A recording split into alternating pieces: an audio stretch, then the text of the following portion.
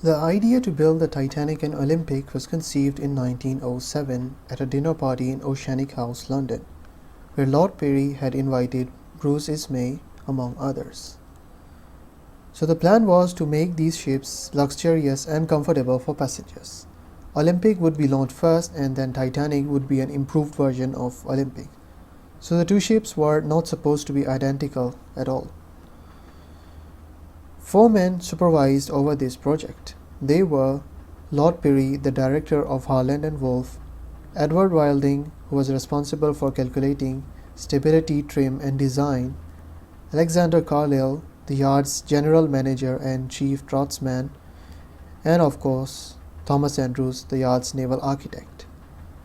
A fun fact many of you may not know is that the name Olympic was originally planned for Oceanic's sister ship, but this project was scrapped due to the death of Sir Thomas Henry Ismay.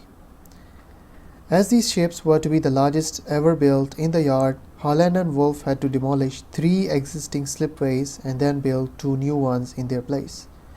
A Scottish firm, Sir William Aral and Co., was given the contract to build the gantry where the hulls of these ships would be constructed. And the Aral Gantry, as it was called, was 69 meters high and 82 meters wide, and it weighed more than 6,000 tons. It contained multiple mobile cranes and a separate floating crane that was capable of lifting nearly 200 tons, was also imported from Germany. And the gantry stood till 1970, when it was eventually demolished. And here's a photograph taken just before the demolition in 1970. On 16 December 1908, the Olympic Skill was laid. And then the Titanic Skill was laid in the last week of March, sometime between March 22nd and 31st. The exact date is unknown because different sources mention different dates. Each ship was built from nearly 2,000 steel hull plates that were riveted together, either manually or by hydraulic machinery. It depended on what part they were making. Some parts were only done by hydraulic machinery and some could be done by hand as well. Then on 20th October 1920, the hull of the Olympic was launched.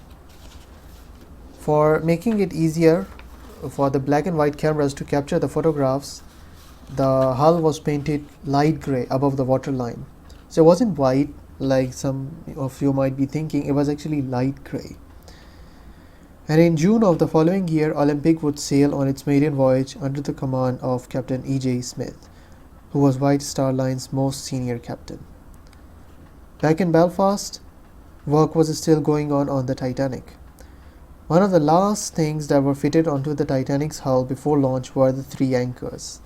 3 because the Board of Trade required them to have 3 anchors because of their tonnage, and they were 1 for center and 2 on each side, and they all weighed nearly 16 tons, and they were made by a company known as Knowhingley and Sons, and then they were transported by 20 horses to the train station, and from the train station they were carried to port and then carried by ship to Belfast.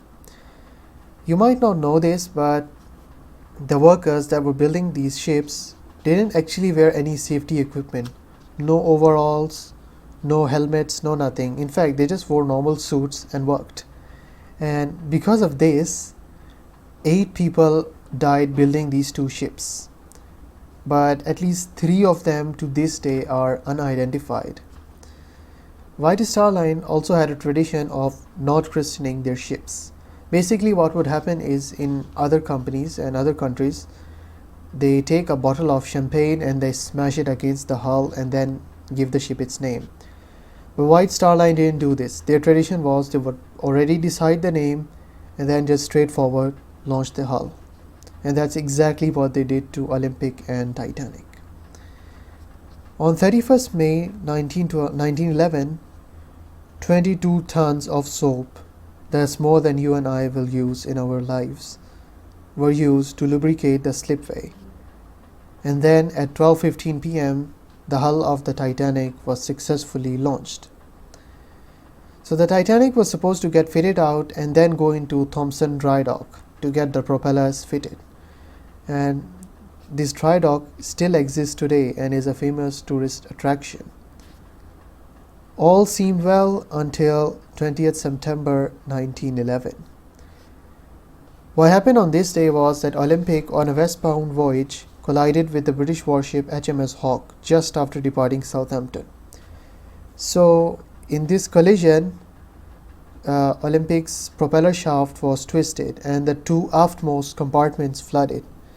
And it was actually, the ship was settling by the stern, but it managed to reach Southampton on its own power. And this reinforced the reputation of Olympic class ocean liners as being unsinkable. While, in case you don't know, Hawke, on the other hand, needed assistance to get back to port, and it nearly sank as well. Although the irony is that Hawke was designed to sink ships by colliding with them, not sink itself by colliding with other ships. It took 2 weeks for the Olympic just to be patched up, the water pumped out, and then so it could make the trip to Belfast for the permanent repairs. And these permanent repairs took another 6 weeks. So Olympic was only back in service by the end of November. We do have a photograph of the Titanic in the fitting berth taken on 1st January 1912. Then on 24th February 1912, something else happened. This time on an eastbound voyage, Olympic struck what officers later believed was a wooden shipwreck off the coast of Newfoundland, which is, by the way, the same place Titanic would sink. Not exactly the same point, but nearby. So what happened in this collision was that the port propeller lost a blade, and Olympic continued its journey at a slowed speed with the port propeller disengaged. This was to, avoid any complications and all that. They arrived in Southampton a day behind schedule and then proceeded to Belfast for repairs. Now Harland and Wolff had two choices to make. They could either make a new propeller for Olympic, and meanwhile Olympic would just wait in Belfast, or they could just replace it with the one they had intended for Titanic, the propeller shaft actually. And they chose the latter because they wanted to save White Star Line's revenue. But for this, there was a cost. The Titanic's maiden voyage was delayed from 20th March to 10th April. This famous photograph, I believe you all would have seen it, of the Titanic and Olympic together in Belfast was actually taken after Olympic arrived in Belfast. And in this photo, Titanic has been removed from the dry dock to allow the Olympic to enter. And in this complicated maneuver, Titanic was maneuvered by Captain Charles Bartlett, who would later become famous for being the captain of Britannic when it sank, while Olympic was commanded by Captain E.J. Smith.